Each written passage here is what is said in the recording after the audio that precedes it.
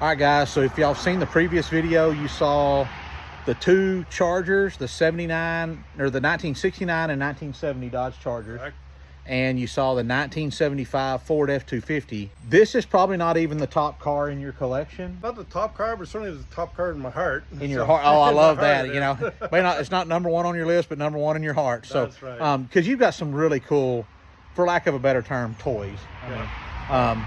But this thing right here, when I saw it sitting up here at Allen's Ranch, I was like, what is that? Where'd you get it? And can I drive it? But since I'm still suffering from this old pink eye or whatever, I'm not gonna drive it, but I'm gonna show it to y'all, and I'm gonna get Allen to tell us about it. This is a 1981 Camaro Z28. You can And notice a little bit of French there, but that's okay. yeah, Camaro Z28. So the beauty of this car is it's a Canadian car, and why it's beautiful because it's Canadian is in the 1980s they were really choking down the motors because of pollution, and this car came with a 350 in it, and it was less choked than any of the American models, and as a bonus it came with a 4-speed. So it's the only the Canadian cars could you get a 4-speed and a 350 in 1981, which is sort of a cool feature.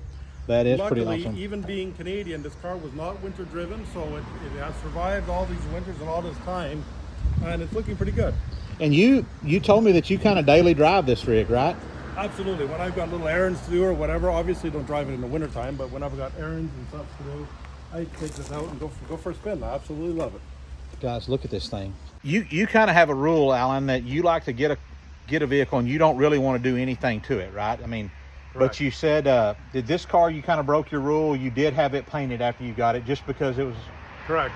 a little rough? So this car here is a special reason why I had this. I just showed Cody a picture of me with my nice long hair in 1986 when I met my wife. And I had a Z28 black, 1979 Z28. And so I went on a hunt to find one that looked as much as the car that I had at the time, and I fell upon this. But the paint was really faded and so on and so forth on this car, and I really wanted to bring it back to its glory. So this, all original body work, no Bondo, no anything, but it's not the original paint. I had to repaint it. But the interior is original. Correct.